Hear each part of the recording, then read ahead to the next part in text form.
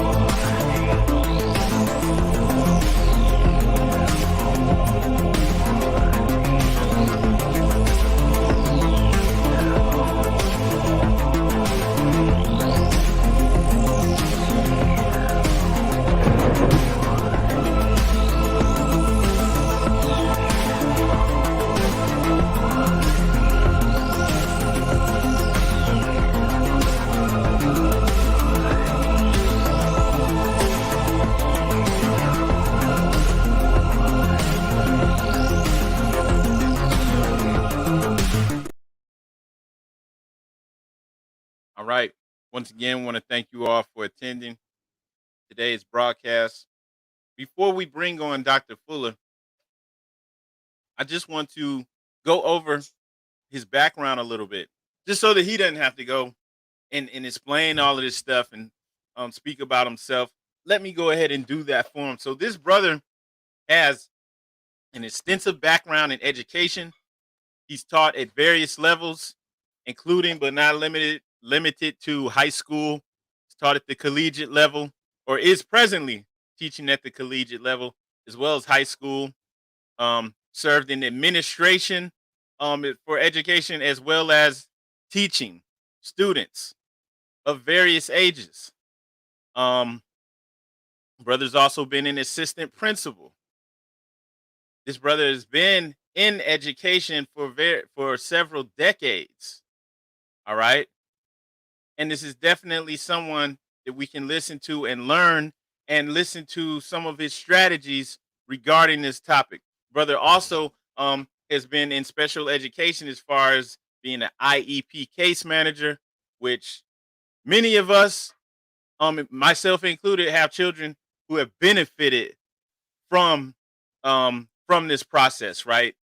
Whether your child has, autism, speech impediment, anything like that, this brother has experience in that field too. So that's something that definitely hits close to home for me. And so this brother's been teaching and in the education field for a long time, and we definitely welcome him onto the broadcast to share his experience and his advice on how to move forward with education and how he sees the field or what he thinks needs to be done to improve it. So I want to go ahead and yield the floor to you, Dr. Fuller.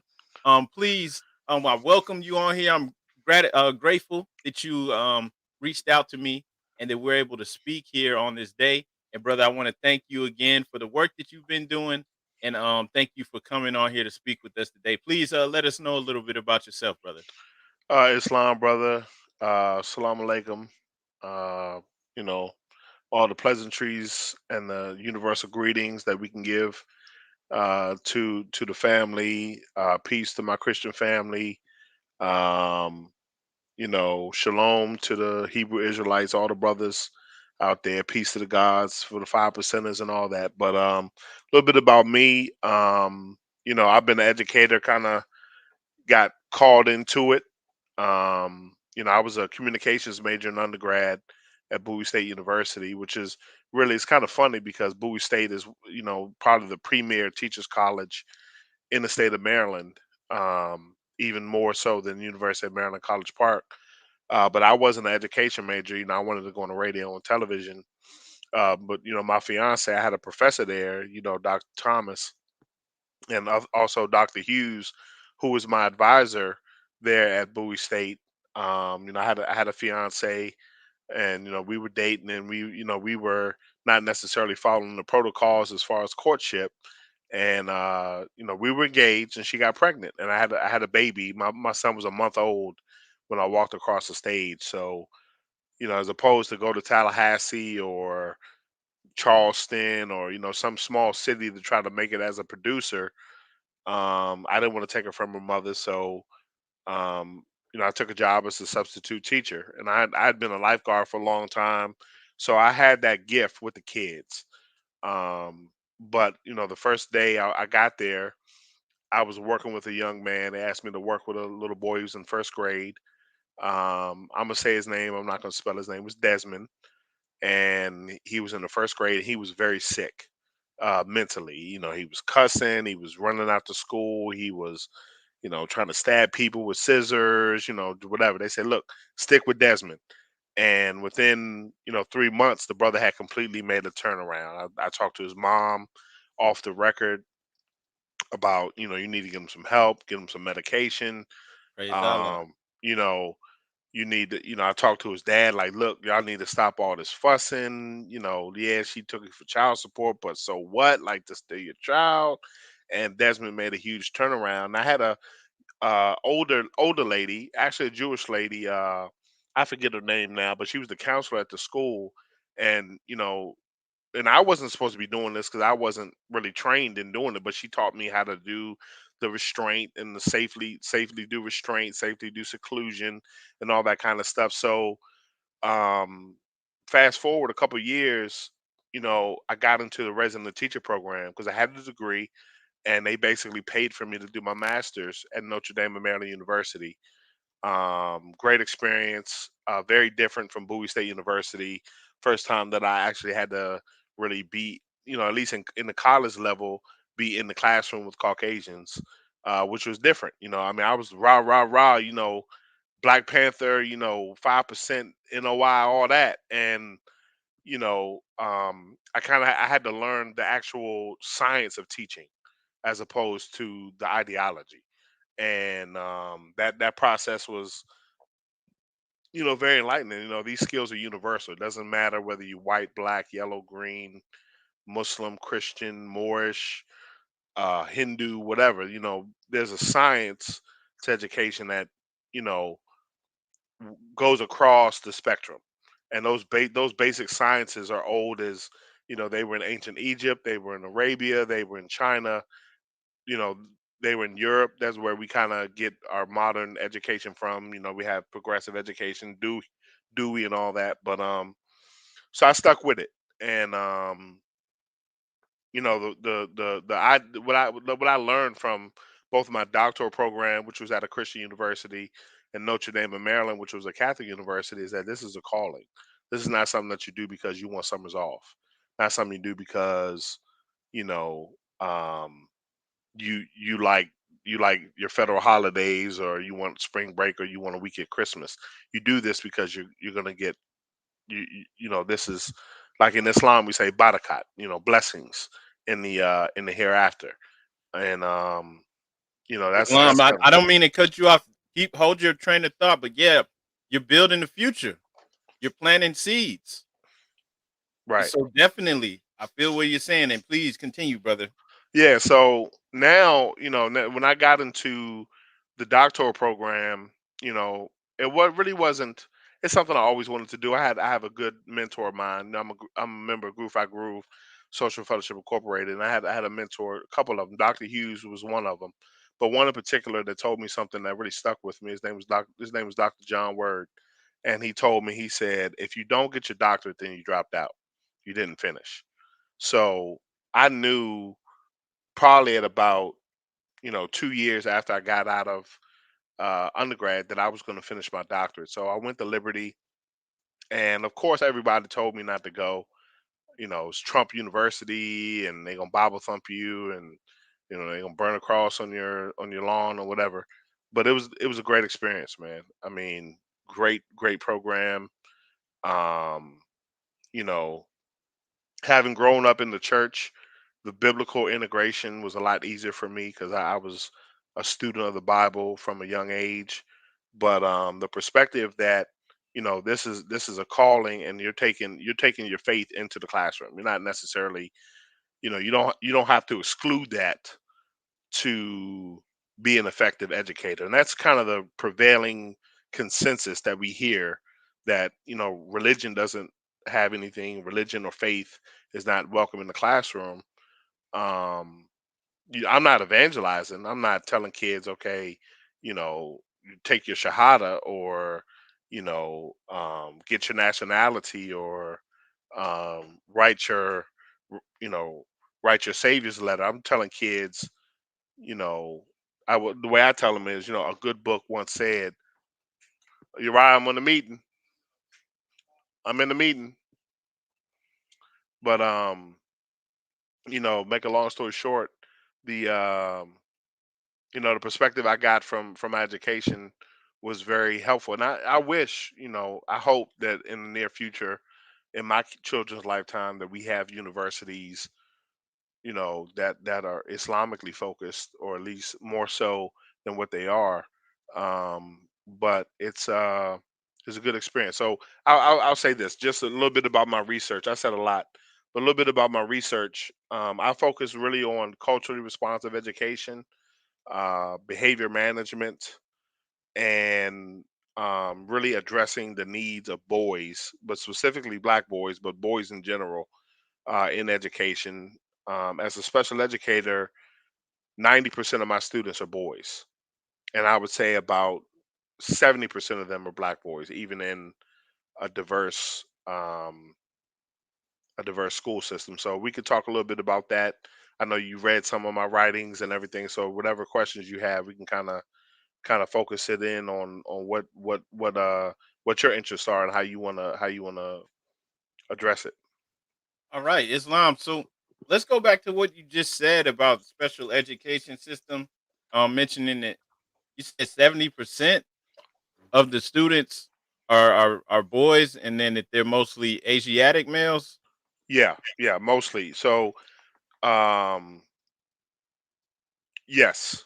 I mean, I teach I've done everything from emotionally disturbed, emotional disability education, which is basically kids who have very severe behavior problems in a special program where they get referred from their home school. Most of those students were Asiatic males. I actually have, one student who actually he's a member of my chapter now. He went to Bowie and he pledged, but um, yeah, I mean, most of them are Asiatic boys. Um, and then those who weren't Asiatic boys were, Caucasian boys. Um, and then we might have one. Let's say we have 5 classes in the program of 12 students each. You might have one girl per class, if that. Maybe 2 girls in one class, no girl in another class, one girl in another class, and another girl in another class. And when So you excuse me, when you say special education, are we only talking about like learning disabilities? no, this I'm talking about one program specifically. This program I'm talking about now is emotional disability. These are kids Okay. who are, they're fighting, they're you know, doing drugs, things like that. Are there any thoughts on why the majority of the people that are um in the emotional or that are in the classes for emotional disability, why the majority are Asiatic? Well, it's a couple reasons. I mean, first and foremost, and we you talked about this. I'm a big fan of yours, so I listen every week. But first and foremost is fatherhood. I mean, we have 85% of Asiatic children that are born in a single parent household. Now, there's research that shows that Asiatic single fathers are more engaged than Caucasians or other ethnicities or nationalities. But for the most part, you know, Asiatics are not getting married. They're not. And the system is set up so that, and I experienced this myself where, when my wife got pregnant, I said, hey, look, if you go to social services, and we didn't have health insurance, I was a lifeguard at the time. I was making $10 an hour. So I said, if you go to social services and you get food stamps, Medicaid, Medicare, WIC, so on and so forth, it's going to be an automatic custody ruling. Automatically, you have custody and I'm on child support. I didn't want that. So I said, okay, you give me, she was on bed rest. She had a very complicated pregnancy. So she gave me power of attorney and I went to social services. And when I had a short check, Christmas break and my check for substitute teaching was short, I would turn those in and I would get the benefits in my name as the father. And the ladies in the office like, oh no, they was mad. They didn't like that. They knew that I was beating the system, you Wow. know. Yeah. And also the other issue is that school is feminized. Being a teacher is a pink collar job. 80% of teachers are white women. Wow. 80%. So Wow. when you're talking about 80% of teachers being white women, the little girls, they come to school and they sit still. They have their bows in their hair and they're coloring in the lines and they're nice and sweet and they're cute and they're pretty. And a little boy, he's running around, he's throwing the ball, he's doing flips on the floor, he's beating on the table like we're not from DC. So, we do go-go, right? So, when I was in school, we beat on the table, that could get you suspended when I was a kid. So, Yeah. yeah, so that's really the two main issues is father's not in the home and the school really not being prepared culturally or systemically to deal with black boys. Okay, wow. Yeah, so that I mean that makes a lot of sense. And I mean, just going back to what you were speaking about, like with the maybe the jobs and family services, being on the system, like I can relate because when we had our first child personally, like my wife and I weren't married, we were just shacked up living together, and then we corrected that later on. But I'm saying that because, all right, when you start out, um like most people do, I guess you could say, or many uh family situations in our community start out, you don't have like this you don't have this community that's encouraging you to get married. We received the opposite type of advice. I have elders, right? And I'm using the term elders. Well, I don't mean to be disrespectful, but I'm using that term lightly because we had elders, our parents' age and older, who are advising us to not get married, advising me to tell my later wife to tell her not to put me on the birth certificate so that we can get on the system. And then come later on, like if you're actually married, people don't like it's like our community doesn't know. Like if you are married and you still household income, falls within those lines where you can get assistance, it's not like you're not gonna get it because there's no man in the house. All that Right, comes from, from some of the living conditions like in the housing projects where, they're coming in to see if a man's in there. But that's originally because we were putting our income as low as possible so that we could possibly be staying in this place for free or paying right. very little. And so of course they're gonna come to see if there's another earner in the household, you know? But, there's so much disinformation out there floating around, and that even comes from within our own community. So we had, grown men and women who are advising these young families to, not get married or not even put the dad on the um birth certificate at all, right? And so, Mm, that sets us off at a disadvantage because like you said, you're going, everything's in your name. Nowadays we still have the issue where a lot of men out there don't put anything in their name ever. Everything's being done through their girlfriend, through whatever female they're dealing with.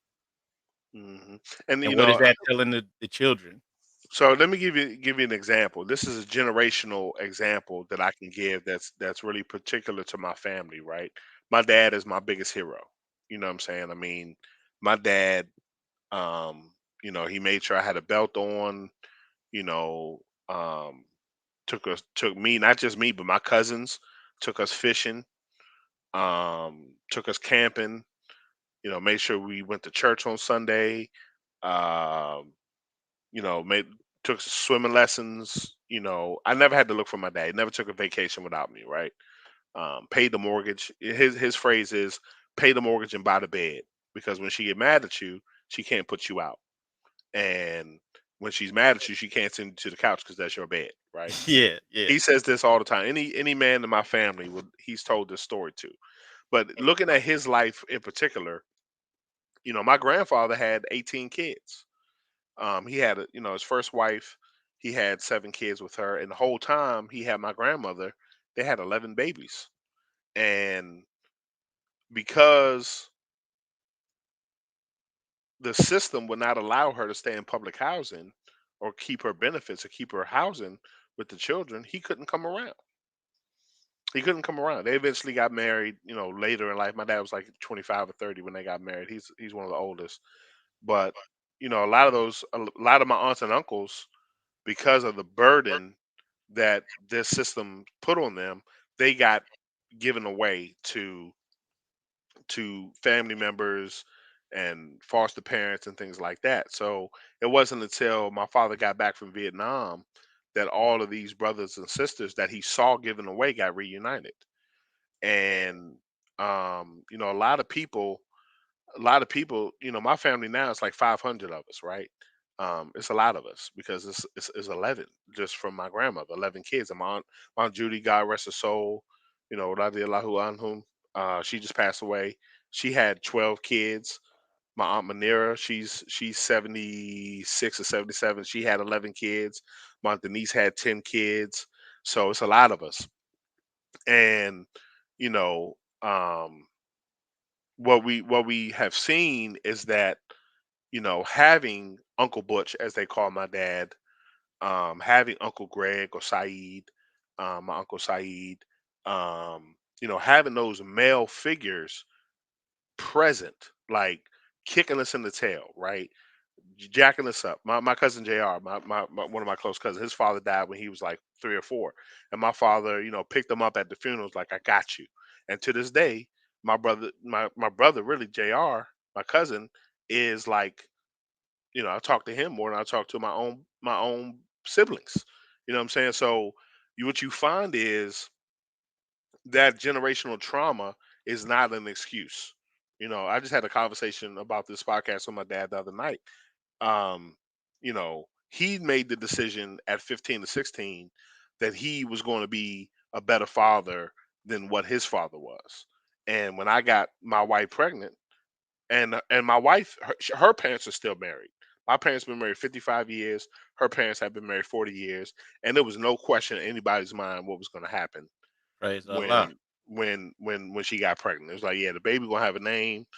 We gonna get married. And it wasn't a shotgun wedding or anything, but it was like, we had encouragement to say, you know, y'all need to you need to make this official. You know, so going back to education, you know, with the women. So we talked about the fatherhood issue, right? That's really the foundational issue when it comes to black boys and black girls too. That's the foundational issue, is the fatherhood issue. But the other issue is that, you know, really 80% or more of teachers are white females, right? And this is not an indictment of white females. This is not saying that they can't be good teachers, because I know some of the greatest teachers I've ever worked with have been white females, right? But what happens is the boys do not have anybody that speaks their language, so to speak. Whether it's ebonics or hip hop or, LeBron James or, uh, anybody like that. There's nobody there that knows the DAP. They don't know the DAP. They don't know, so like in my class, kids can come in. I don't care if they have their hat on. I don't care. I mean, I care if the pants are sagging, but like I'm not gonna turn red in the face and send you in the hallway if your pants are sagging, or if you playing on your phone. I'm not gonna do that. I'm just gonna say, hey, put it away.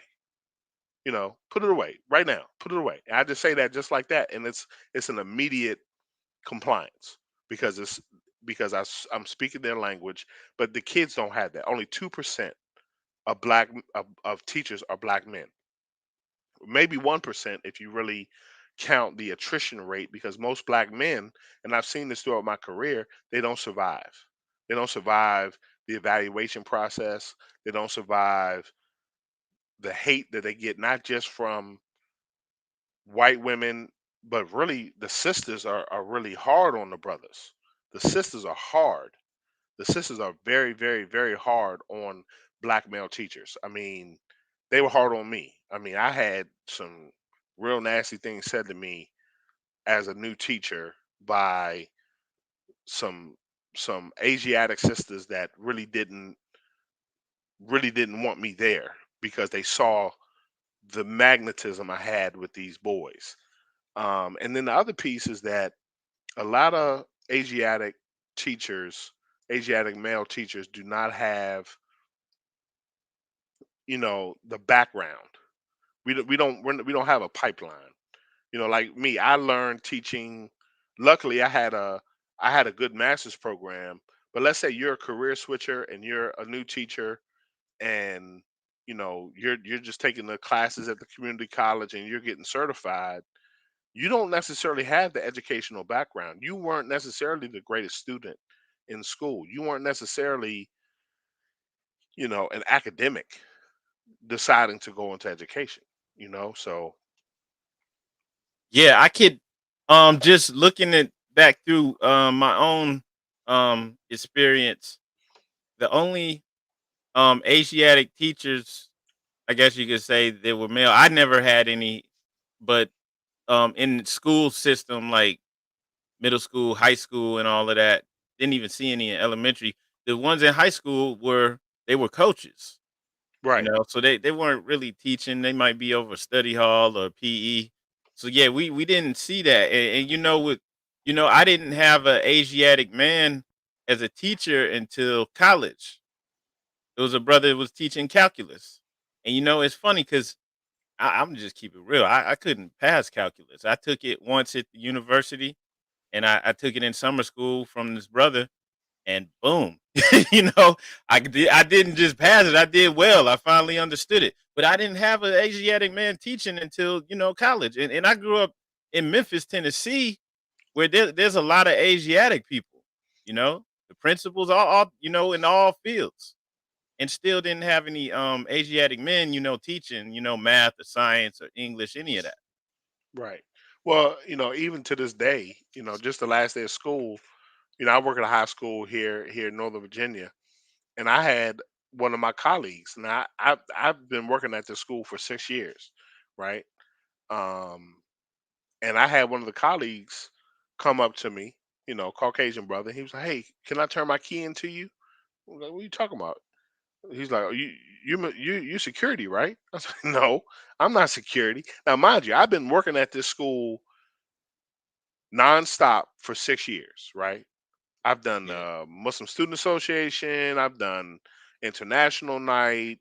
I've chaired IEP meetings. All the stuff I've done at this school, and he really thought I was security.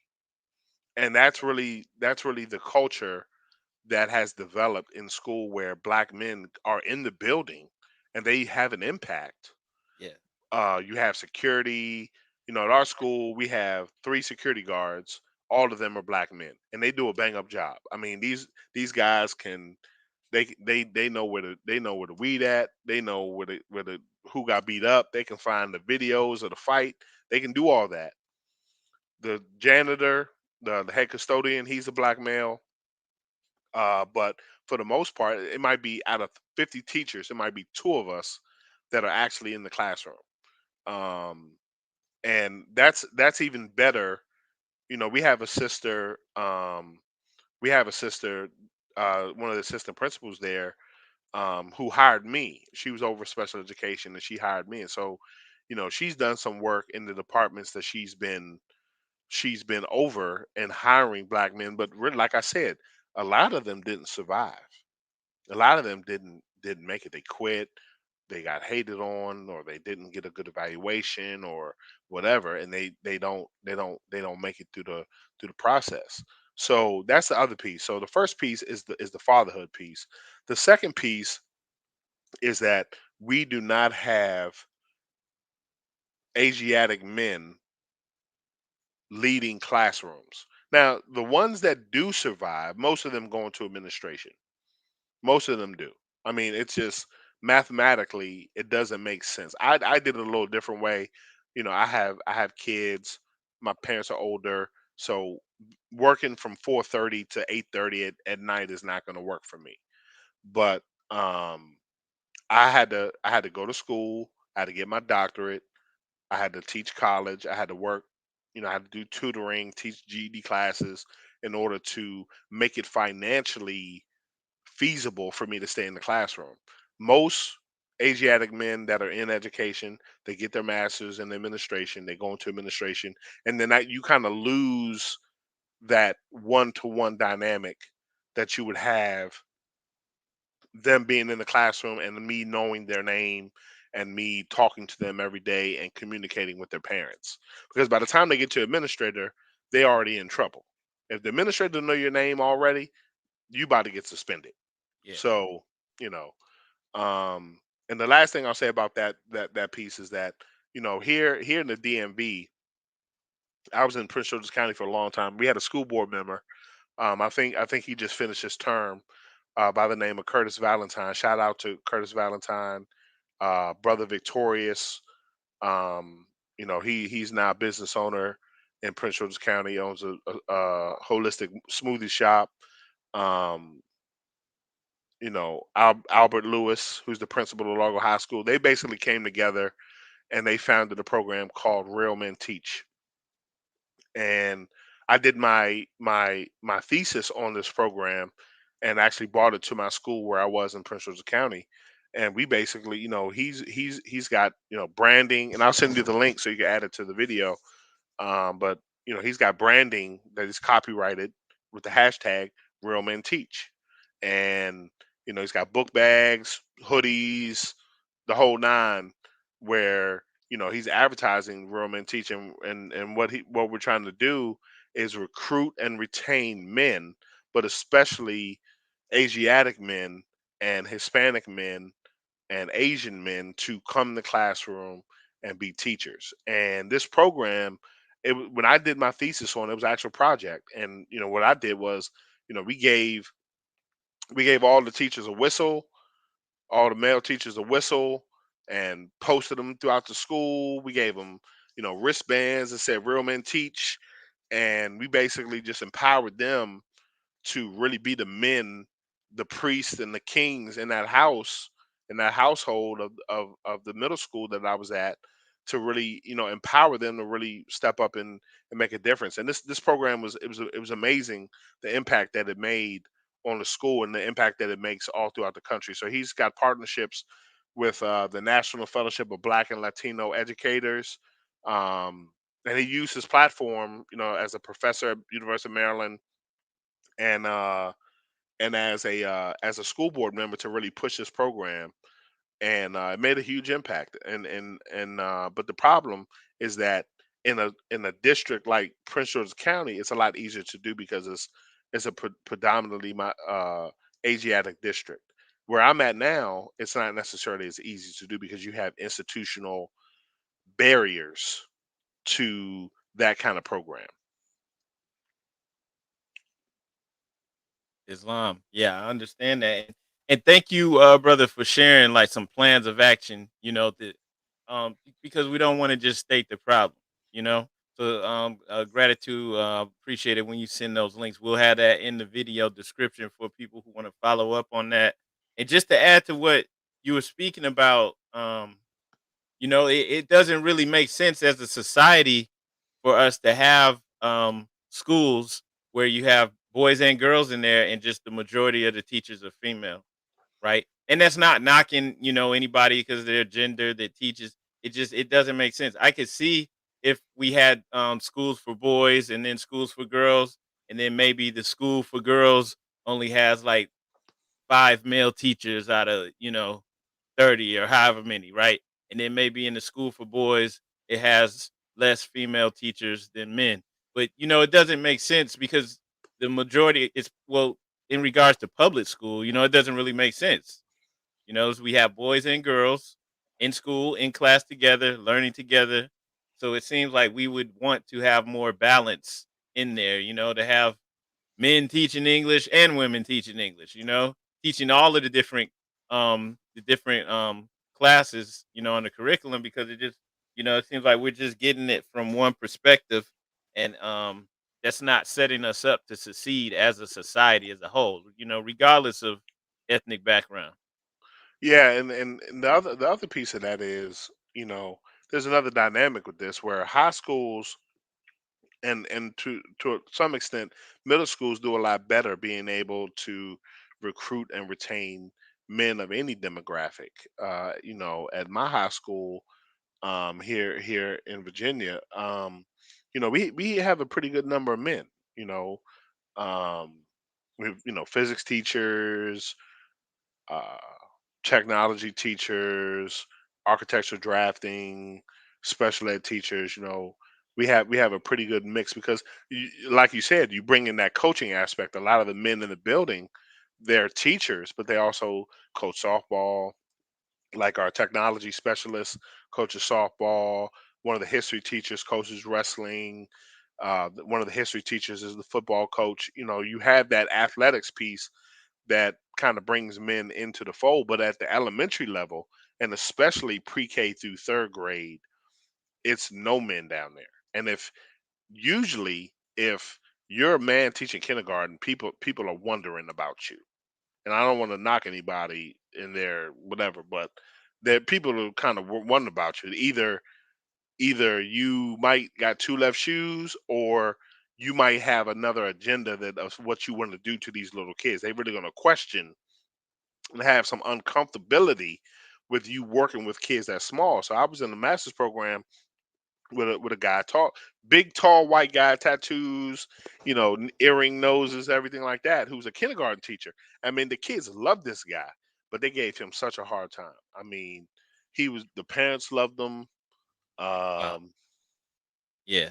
the parents loved him and everything, but they gave him a hard time because, and that's one of the reasons why I decided to step away from elementary. I was there for a little while, but just the femininity, the feminine control of the school building amplifies exponentially when you get to the elementary level, and that's really where we lose the kids. By the time they get to high school, you can make an impact, but you can't make the same kind of impact that you can at the elementary level.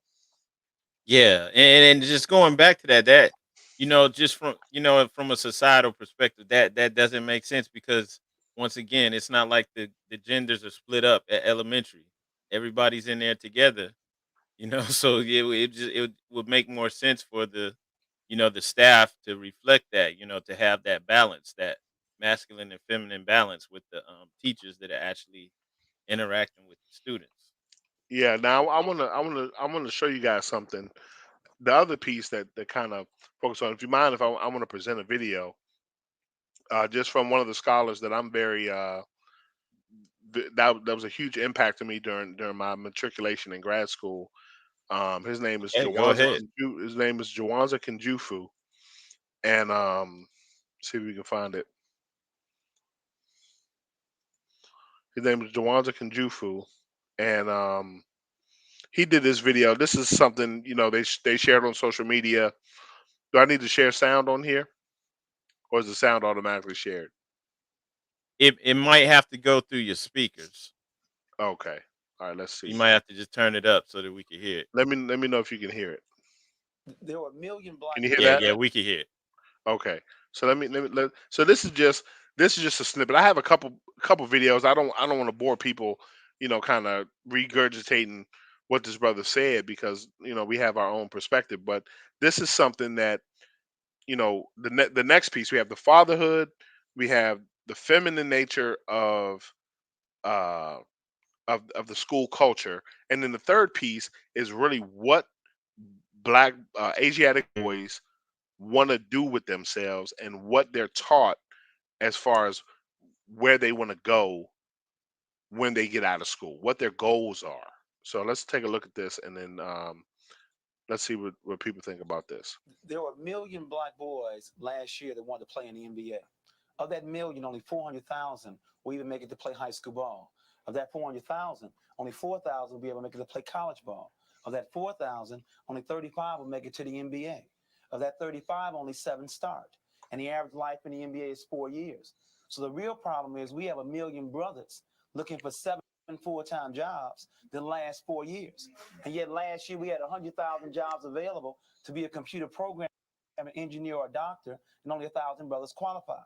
For that you do most, we that you do best. If you play basketball from 3 o'clock to 9 o'clock, you'll be a very good basketball player. If you went home and went to the library, you'd be a very good scholar. We need more black male role models that will encourage our youth in math and science. Yeah, so that's basically let me go back to the screen. So let me stop sharing. How do I stop sharing? Equitable knows the questions educators have about. Present, stop screen. Did I stop? Yeah, it stopped. Okay, all right. So basically, what we have is we have a whole generation of young Asiatic boys. They don't have they don't make the connection between what they're doing in the classroom and their finances and their future success. If you go to any high school, you're going to see a trophy case, a big trophy case. It's going to have, or you go to the gym, all the state championships, all the state championships in soccer. We have it in our school. We won a soccer state championship in soccer a couple years ago.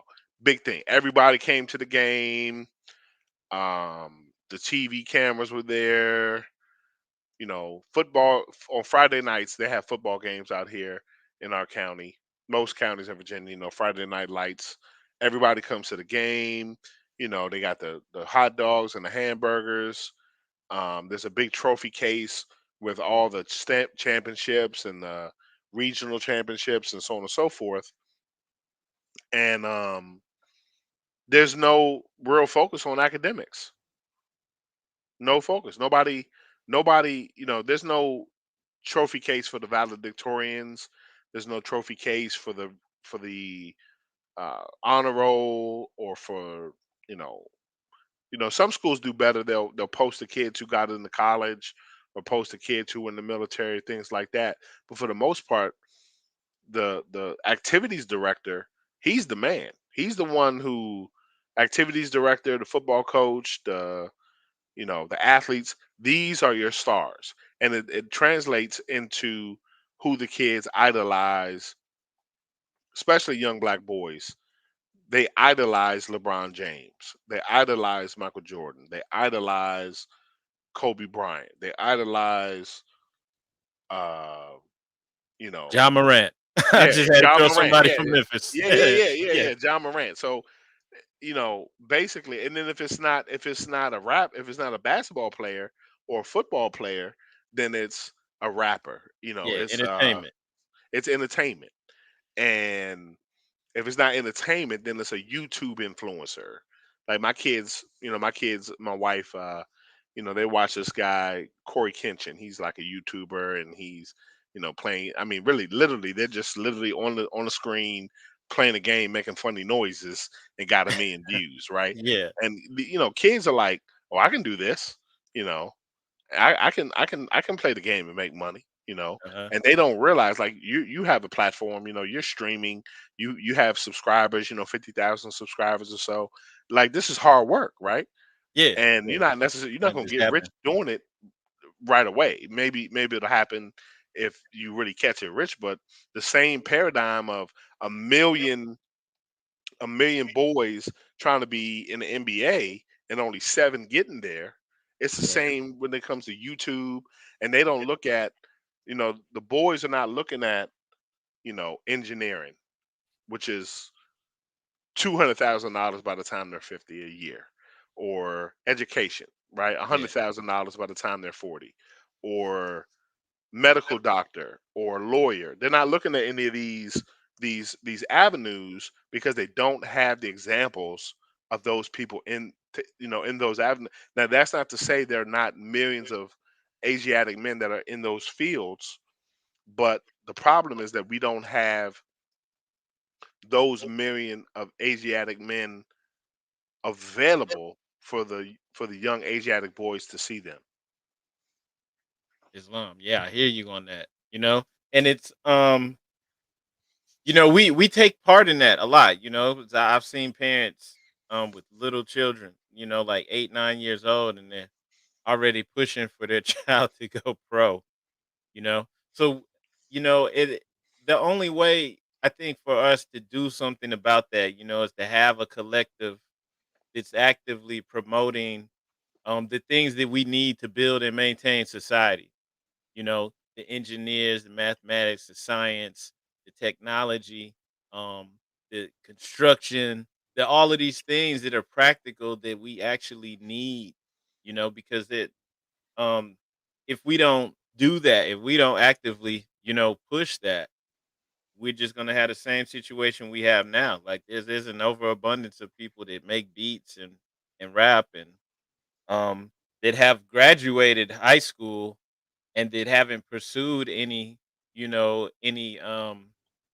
I don't want to I don't want to be too I don't want to sound like I'm down at people, but they haven't pursued any actual skills, you know, that can contribute to society. Well, like I said, let's talk about a solution, right? Let's really talk about what a solution is for the school system, right? I mean, first, we as parents, whether you're a single mom or whether you're a two-parent family or a single dad or your grandma or abuela raising your son, the first thing you have to do is encourage them, and you have to inoculate them with almost like we had this big debate about the vaccine, right?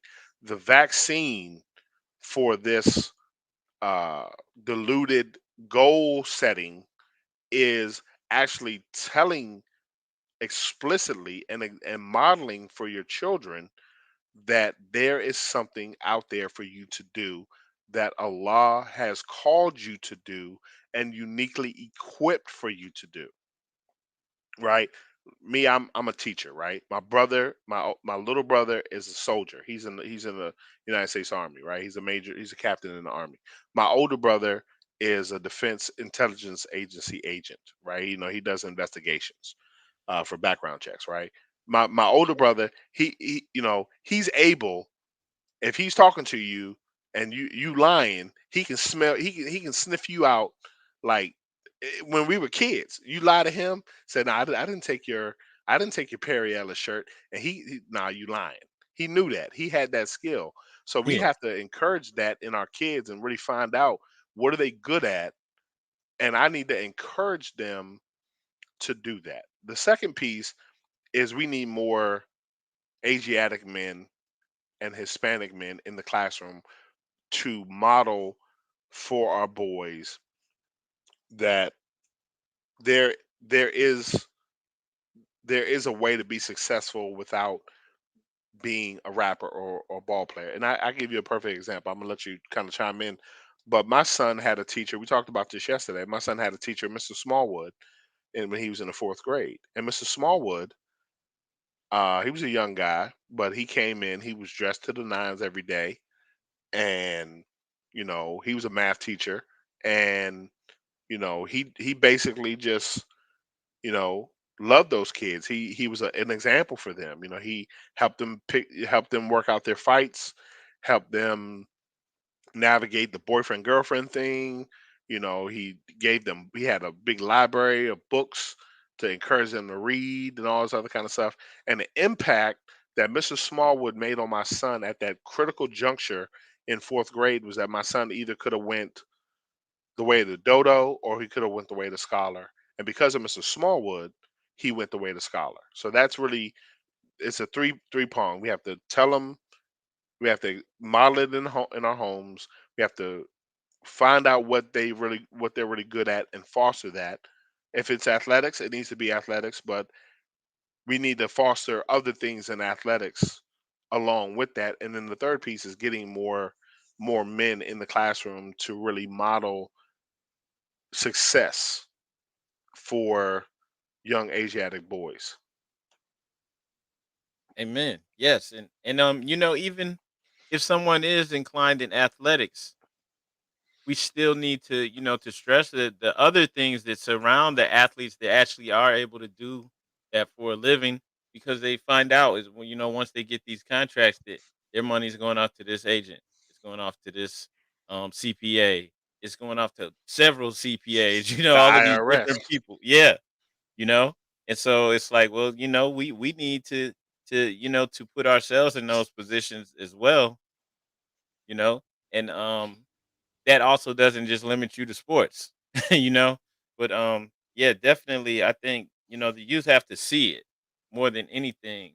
As you said, like, with your son, just having that teacher that maybe he could relate to, just as in, Right. okay, yes, of course he sees his father, but also being able to see himself, in the classroom, leading the classroom, teaching.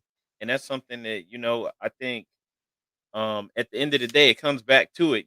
For most of us, seeing is believing, right? We know as masterminds that, believing is seeing, because we actually have to achieve it in the mind before we can achieve it in the physical. But for most of us, seeing is believing, and we have to be able to see ourselves, in these positions, in these different fields, succeeding, in order for us to, to think that it's possible for ourselves, Right. and And especially as and children.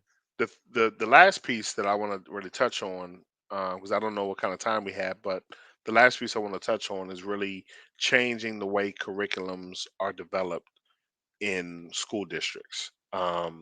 We all know, everybody has said it. I don't care if you follow Garvey or the Noble Jew Ali or Imam Warith Muhammad or Farrakhan or Elijah Muhammad, whoever, right? Even your preachers are going to tell you when these kids go to school, and there's a debate going on right now with Florida, right? Which I think is kind of dishonest the way the debate is happening, but there's a debate going on about what kind of curriculum are we presenting to our kids, right?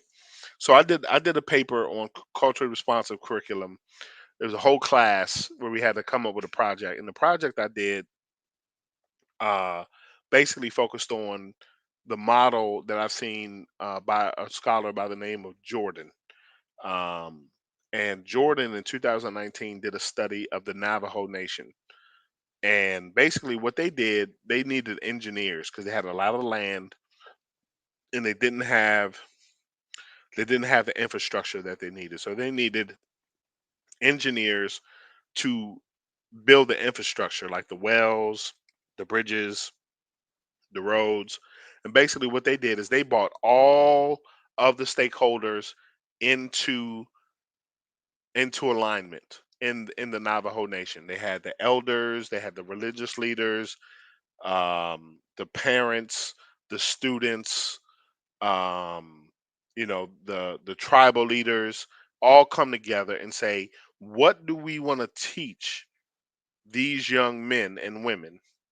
What do we want to teach them? What do we want them to know in order to be able to build our society? Whether, I don't know if it's a casino or a road or whatever, what do we need them to know? And they developed a curriculum and a pedagogy that fit exactly what the needs were for that group of people. But unfortunately, the curriculum as it's built now, and it has been for many, many years, and I think Florida is you know a symptom, like it's a pimple basically from a broken arm, right? We're talking about Florida and standards and all this kind of stuff. Again, like I said, it's a dishonest debate. They're not really talking about what the real issue is because nobody read the standards. But what we're talking about is, does the curriculum that we're teaching our kids, is it culturally responsive? Do we have books that have people that look like the kids in the book? Do we have history lessons? Like, I'll give you a good example. I teach history, right, in the high school. I teach World History 1. So literally in the Virginia standards of learning, and I had this debate with my good friend, Corey, who's Caucasian, and he's a real good friend of mine. We have a lot of fun in our class. We team taught together for about 4 or 5 years. But we had this debate where we're teaching Greece and Rome. Greece is like 8 weeks, and Rome is 10 weeks, maybe longer. But Africa, Mali, Ghana, Songhai is one day. One day. Wow. We teach Persia, China for 6 weeks each, right? But we teach Central America, Aztecs, Incas, Mayas for one day. That's Um, crazy. So one day, literally one day, like we do the notes. There's an activity that they do, like an activity that the county creates or that we create, and then bam, that's it. We're done. Um, I pushed back with, I had to teach him, right? Of course, he didn't really have the cultural understanding of why that was a bad thing in the beginning, but I was able to show him. I said, look, you're basically telling him about, we're doing all these activities. We're doing the golden age of Greece. We're doing the geography of Greece. We're doing all this stuff about Greece, right? But when it comes to Ghana, Mali, and Songhai, which has had much more of an immense impact on the American government and the American society than anything in Greece could have possibly ever had, because the people that were in those kingdoms actually live here. Same thing with Aztec, Incas, and Mayas. Those people, their descendants actually live here. We have to really connect the kids to their real history. That's why, when when I started learning more science, I could connect to, as an Orthodox Muslim, I could connect to, Prophet Muhammad and the Sahaba or whoever, but we have to connect our kids to their own history and their own lineage and nationality. And unless we Exactly. do that, they're lost. They're completely lost. Yes. Yeah. Yeah. I agree with you there, and I think that turns a lot of people off. I noticed too, and maybe this is just unique to my experience, but I noticed like a lot of the boys who did do well in school, getting good grades, a lot of us tailed off. Once we got to high school, Right. and it's because the interest was gone. If there was any interest in history and things of that nature, it had been killed. By the time you started getting to I guess around teenage age, 14, 15, 16, it was gone. There was no longer any interest, you Right. know. So I'll give you a personal example of what I dealt with when I was in the eighth grade. I was always a history buff. When I was a kid, I had all of the military operations from World War II, and I would watch the History Channel. I mean, who's in the seventh grade watching the History Channel? Um, I watched C-SPAN. My dad, when we would skip church, I would sit at home and watch Meet the Press and McLaughlin Group. My dad is, he's a conservative, and he was, very much trying to teach me the basics of politics at a young age. Really how to weed through what's in the media. But when I got to eighth grade, and the teacher, her name was Miss Goo, little short Asian lady, and she gave me my history book. I took it home. I said, I'm going to read the first chapter tonight. I took it home, and on my own, I took it home, and I opened it up, and the first picture I saw of an Asiatic was a man, a slave, with shackles around his neck, shackles around his wrists, getting whipped by a white man on a horse. And that image is like indelibly marked in my mind, because it was like, oh my God, like this is me. This is what I come from. And we hear it all through the culture, whether it's church people. I remember watching Tyler Perry plays, and Tamala Mann, or I forget her name, the lady, the actress. Oh, we come from slaves. We're strong people. Blah blah blah. And that is what the curriculum is based on. And I've heard you talk about it as well. Whether it's you know Black History Month, they don't talk about Noble Jew Ali. They don't talk about Marcus Garvey. They don't talk about the Honorable Elijah Muhammad. You got the same five people. There's no connection to Mansa Musa. There's no connection to his predecessor who traveled west. There's no connection to the Olmecs. There's no connection to none of that. And the curriculum, no matter how much, no matter how many Asiatics we put in the classroom, or how many Asiatics we put in the principal's chair, or how many Asiatics we put in the superintendent's seat, we're never going to make the difference until we actually change the curriculum to reflect. Now, I'm not talking about critical race theory. I'm not talking about you're an oppressor or they're an oppressor. I'm saying the curriculum needs to reflect the real history of the people that are depicted in the history. And that's not happening now, especially for Asiatics and Hispanics and Native Americans in this country. It's something that, I think for Asians, one of the reasons why they're doing so well academically is because even if they grow up two and three generations in American society, they learn about Chi Shi Hong Di, and they learn about Mao Zedong, and they learn about great Chinese civilization in the Yellow River Valley. We don't have that, you know. Islam. Yeah, I definitely agree with you there. And when people try to start your history off at slavery, I mean that definitely does a job on you mentally. And we still as a people accept that wholesale. That's the common narrative that we started slavery, and we just accept that and teach this to our children. And so, that starts us off at a disadvantage. It ruins our self-esteem, and then it doesn't give us the true story of who we are, right? We don't know that we were scientists, that we created civilization, that we had universities, right, longer than we even knew that was possible, right? That we had institutions of higher learning and things of this nature. And that also that we, maybe some of our ancestors participated in the slave trade that involved people of European descent. But you don't see people of European descent starting themselves off as slavery. Nobody does that. And nobody still goes along with that except for us. We're the Yeah, only people that th- still accept that. there's one particular video that I found many many years ago on Discovery Education, teaching history about West Africa. It's a short clip, about 5 minutes, 3 5 minutes, um, called "Islam Comes to Timbuktu," and I basically take this video, and I always show it, where it talks about Mansa Musa and the building of the university in Timbuktu, and the fact that Mansa Musa was a devout Muslim, and that they developed surgeries on the eye. They developed ways to set bones. They charted all the stars.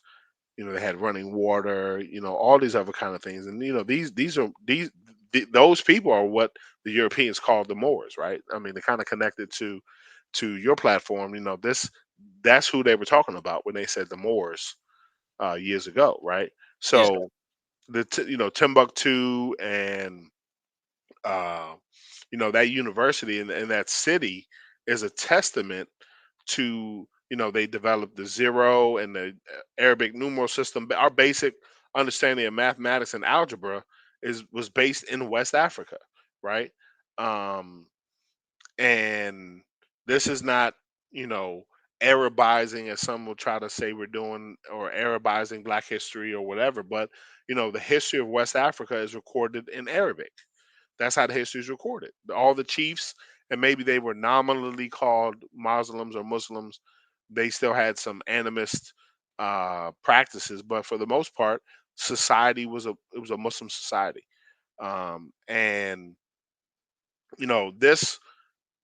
this video, um, because it's done by Discovery Education, is kind of is it's acceptable to teach, but you always have those teachers in the system that are somewhat threatened by this knowledge being shared with students.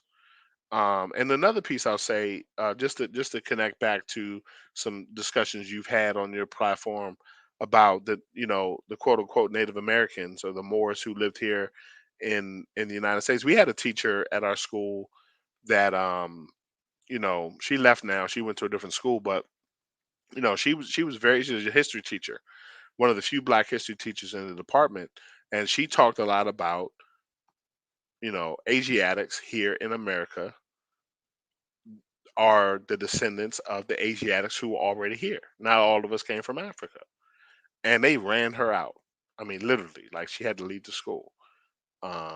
They found everything they could to defame her, malign her, check on her if she left early, whatever. And so we have some entrenched um, forces in the school system, regardless of the change in demographics of the principals and the superintendents and things like that. There's some entrenched curriculum standards and agreed upon histories that we really need to attack. And it starts with educating our young people in the home, and then encouraging those young people to go into education in mathematics and science, and really history and things like that. And even if we have 5% of our best and brightest going to education, we will be making a huge impact on the future generations in the United States and around the world. Islam, and I definitely agree with you there. If we look at what the Prophet Noble Drew Ali did, he didn't tell the Moors to just withdraw from society, pull out of the universities, stop, building and doing what you're doing and just come over here. No, he wanted the Moors to go to school, go to college, do what they could to get the learning that they could and to become experts. And as far as become teachers, participate in actually bringing about the change that we need. And if we were to tell our entire story, to tell the truth, and even just based off of actual physical documentation and research that we have, it would change the entire structure. It would lead to everything having to be changed just based off of what we know, even regarding the discovery of the Americas. We know that the predecessor to Mansa Musa Abubakar came over here and crossed the Atlantic with hundreds of ships, maybe even 1,000. I think it was 2,000 ships. But I can say just off the top of my head, hundreds of ships carrying several animals, food, several people, and that it was a one-way voyage. They didn't come back. So Right. we know that just off of that base alone, you have enough people to come and settle you know, to set up a colony or to set up, a state or, what to actually set up a kingdom over here. And this occurred in the 1300s. So this was, almost 200 years before Columbus, right? Coming over here. And that this is actually written documentation. Right. It- But when I bring this up, and these, and I'm not, I don't want to like knock Caucasians and say that they're quote unquote racist because they resist this history. But I have very good friends, right? The one I spoke about earlier, when I mentioned, I showed them pictures of Native Americans who look just, I mean, darker than me. Wide nose. The answer was, oh, that's a new picture. That's that they intermarried. Or I showed them the Olmec heads and said, oh, they worship people who had Down syndrome. See, look at this Wikipedia page where they worshipped they worship people who had Down syndrome. That's why the Olmec heads look like that. Or, I mean, just fanciful justifications. And this is somebody that, you know, was a good friend of mine, but like literally like red in the ears when you bring this to them and you really like show it to them, it is so entrenched that anybody who puts their head up and says, hey, there's another way to look at this history, you become a pariah, you become a radical, you become a race baiter, whatever the case might be. yeah. And this is not just Caucasians who do that, it's Asiatics who do that as well. Yeah. I was And just about to say that. It's because we're so invested in the current structure, the current system. There's a resistance to change, and that happens almost all the time. Because who wants to just, oh, we have to start all over again. Now we have to do something. Now I have to go and learn something new, you know? And so, yeah, but that's what has to happen. Dr. Clyde Winters has several volumes of books about what you just spoke about the Olmecs. It's not only the sculptures, but it's also the Mande writing system, right? From West and Africa. Mendes in West Africa, right? Yeah. So this is why you can have an Abu Bakar coming over here, with like 200 ships because they were already over here. So trade was already occurring. So they already knew they weren't going to fall off the earth. They know where they're going and who to talk to when they get here. And so Mhm. I'm just saying that there's documentation, and then we even have researchers. Not even that some people say, well, they're all Afrocentric. We have researchers of several different ethnic backgrounds who have come to this conclusion on their own and have documentation showing it. But once again, it means that everything has to be redone, and Yeah, we're so well, invested in the system. what I will say this is, my son is virtual. He goes to school virtually now. Um, my daughter, I would have her virtual if um I would have her virtual if she wasn't such a social butterfly. But the key really starts at home. I mean, for the Moors on the call, you can't leave it up, and the Muslims and Christians too. You can't leave it up to the teacher, because I'm telling you, I'm not going to get into it here, but the agenda that you heard from Youngkin and DeSantis and all these people that are up in arms and everything, I can tell you as a member of the teachers union, as somebody who's in the classroom, that agenda is very real. That agenda to change the color or culture of society is very real. It's very real. And not only do you have that coloring or that changing of society, whether it's identity issues or political systems, whether it be Marxism or capitalism or democracy or whatever, you have that bent, and you also have the traditional uh, ideological enemies of Asiatic enlightenment, like white supremacy and Amero Eurocentrism. You have those. So on both sides of the aisle, on the left and on the right, you have these converging forces, and we're kind of caught in the middle, trying to break up the fight. but we as a people, as the descendants of the Moors who were here and who came here forcibly in the slave trade, we have to really inoculate our children. We have to really, I don't, I teach my son enough that when he goes to history class, the teacher can't bamboozle him. When he goes to political science, the teacher can't bamboozle him because he gonna argue with the teacher. He may not argue. He's not gonna be disrespectful, but he knows enough to know that what the teacher's saying, that might not be right, Mister Right. Now I don't know if that's right. And we have to really teach our kids. We have to teach them the Quran. We have to teach them the Bible. We have to teach them, about their historical figures. That we know about George Washington, Thomas Jefferson, but we got to learn about George Washington Carver, the Noble Joe Ali, Malcolm X, the Honorable Elijah Muhammad, Marcus Garvey. We, you know, Bob Marley, you know, Mansa Musa, you know, Kenyatta, all those other people, right? And Patrice Lumumba, Kwame Nkrumah, all these great leaders.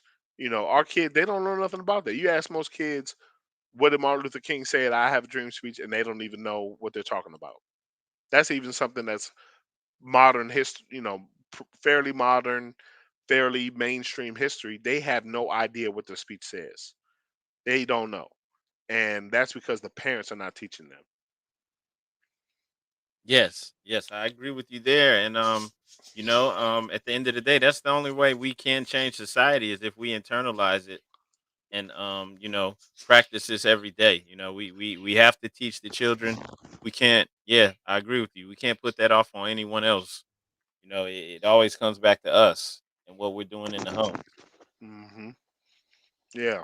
So the last thing I want to talk about is just you know, we talked about it a little bit, but um, and it kind of goes into what we're saying. The education system right now is kind of in a pitched battle with between parents, ideologues, politicians on both sides of the aisle, and everybody's kind of fighting. It's like in the art of war. This is contested ground, right? We talk about in the art of war. Um, there's contested ground. Everybody wants this position of control of the hearts and minds of the youth. You have, you know, the the left, the Black Lives Matter, the pro LGBTQ on one side. You have the pro America country people, the Jason Aldeans of the world. On one side, you have the Ron DeSantis's, you have the Glenn Youngkins, you have the Joe Bidens, you have the Kamala Harris's, you have um, you have the teachers union, you have all these competing forces that have completely diametrically opposed views, all of them converging on the education system and saying we want to control this, right? And depending on where you live, if you live in Virginia, you have a certain experience. If you live in Michigan, you have a certain experience. If you live in Florida, you have a different experience. It goes back to the lockdowns. It goes back to if you lived in Texas or Florida, your kids went to school. If you lived in Maryland or California, you didn't go back for 2 years, right? So it's really it's really it's disjointed all over the country. And what I've decided as a parent, right? Because I'm a parent first, right? What I decided as a parent is that, like I said, I'm not leaving it up to them. And I took, we have to start thinking about as parents, are we going to homeschool our kids? My daughter was homeschooled for a little while. Are there virtual options? You know, are we volunteering if our kids do go to public school? Are we volunteering at the school? My mom went through kindergarten 20 times because she has 20 grandkids, right? She volunteered at every single one of her kids and every single one of her grandkids' elementary schools. She went into school, got her fingerprints done. She read to the kid. She helped the teacher. She's done that she's 75 years old now. She's done that since she was in her 20s.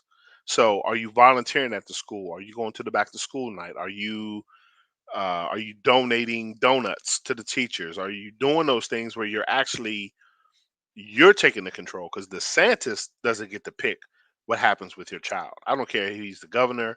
Joe Biden has no real say so or no responsibility for your children. You, as the parent, have to go into that school and say, I don't care what the governor says. This is what's going to happen in my child's classroom.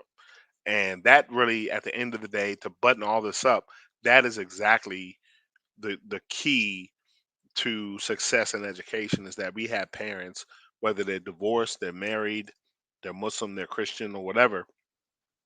We have to have parents that are engaged, um, because really, we might have them for a year, for 6 hours a day, but you got these kids for you know 40 years, so until from birth until you die.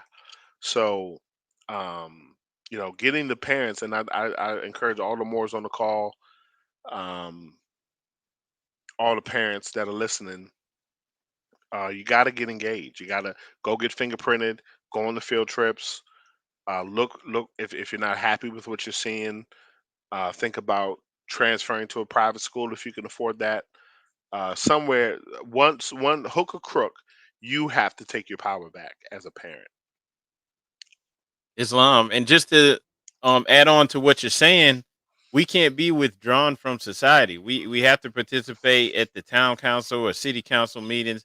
Have to be there, at the board of education. We have to be speaking up and involved.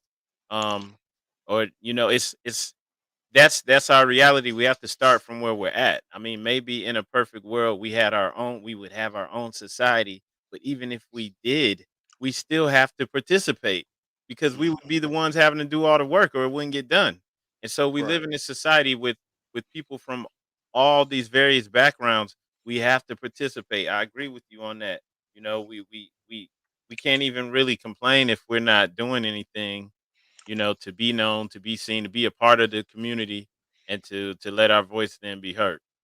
Yeah. So I mean, just to end on that note, so like, the conservative, you have groups on conservative and liberal in this debate with education, because it's very contentious right now. A lot of people don't really realize how how disruptive this debate has been to teachers in the school. Like, in Virginia, like, they're putting out new policies every week. Like last year, a couple years ago, before Youngkin came in, it was like, okay, everything was kind of going one way, and they were making these decisions based on what the governor said. And then Youngkin came in and kind of knocked everything out, and he's going the other way, right?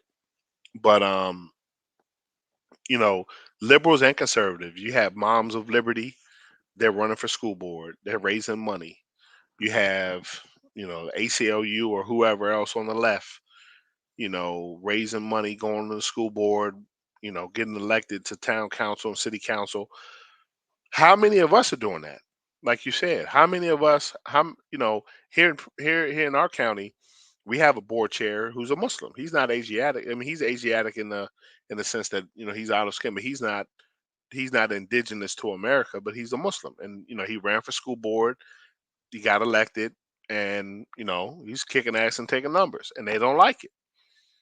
They don't like it. He's bringing in a whole nother perspective, especially when it comes to COVID. So, we have to really, like you said, we have to really engage, but it starts at the family level, like at the classroom level.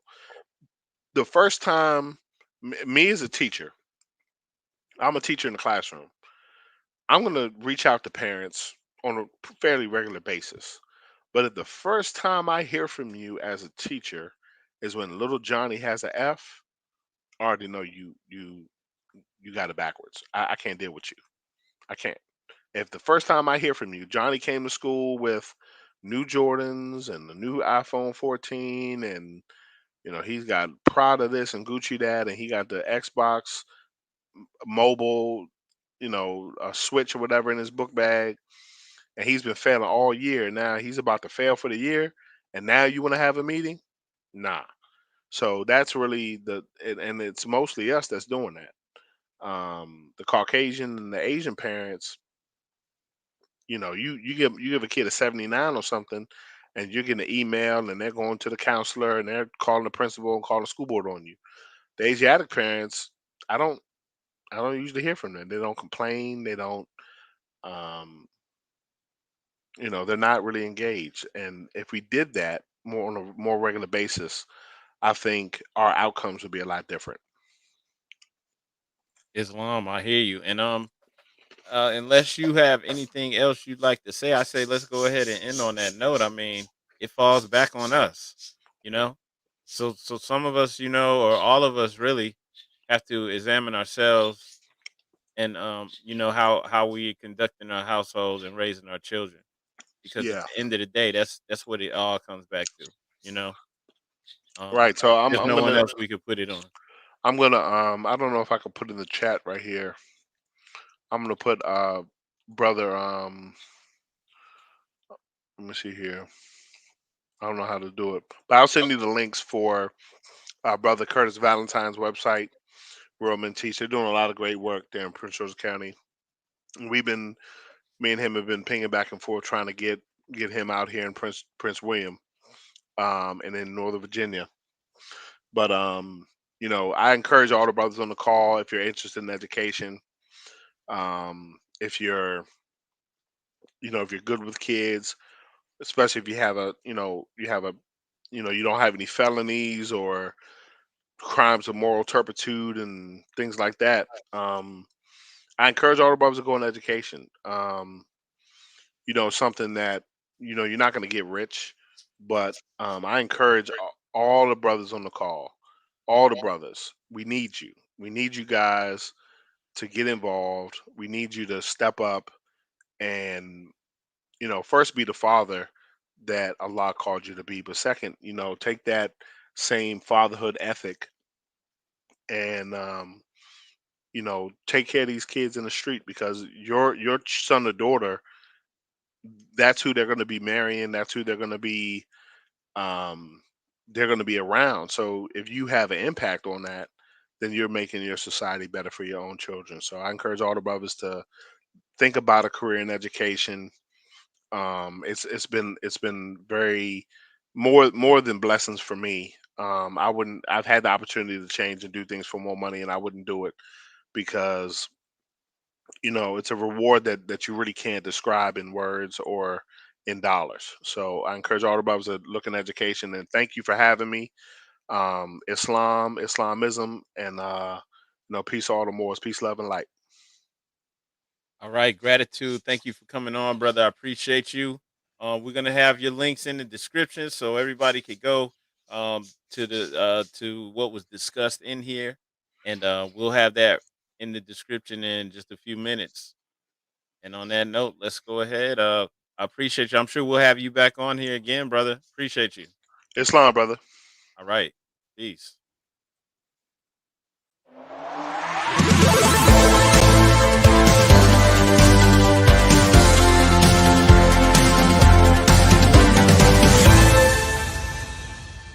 Highest quality handmade fezzes.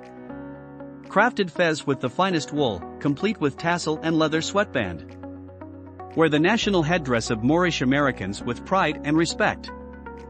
3XL size fez is a comfortable fit for brothers with dreadlocks. Shipping worldwide. Go to moorishfez.com to order.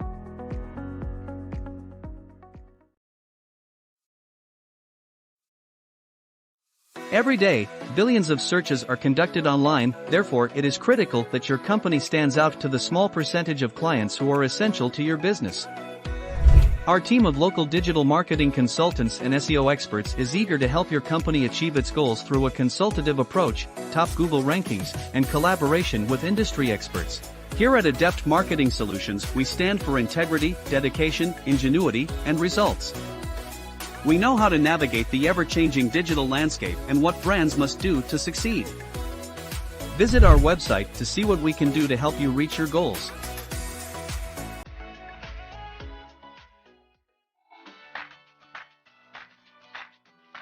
Care More is a non-profit organization focused on providing goods and services to families and individuals in our underfunded communities in Central Ohio. We have created an online presence to reach members of our Central Ohio communities, as well as local events and meetings to give away supplies and donations throughout the city all year long. Visit our website to learn more and to send a donation.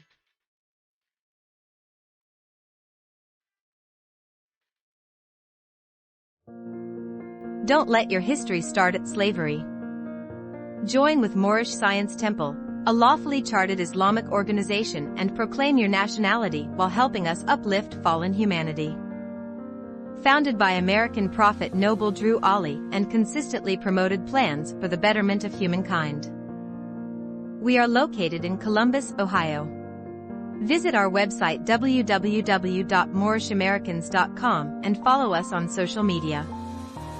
We hold live meetings on Zoom every Friday and Sunday at 7 p.m. Eastern Standard Time. Give us a call at 614-407-4394 if you would like to join or send donations to help us uplift fallen humanity.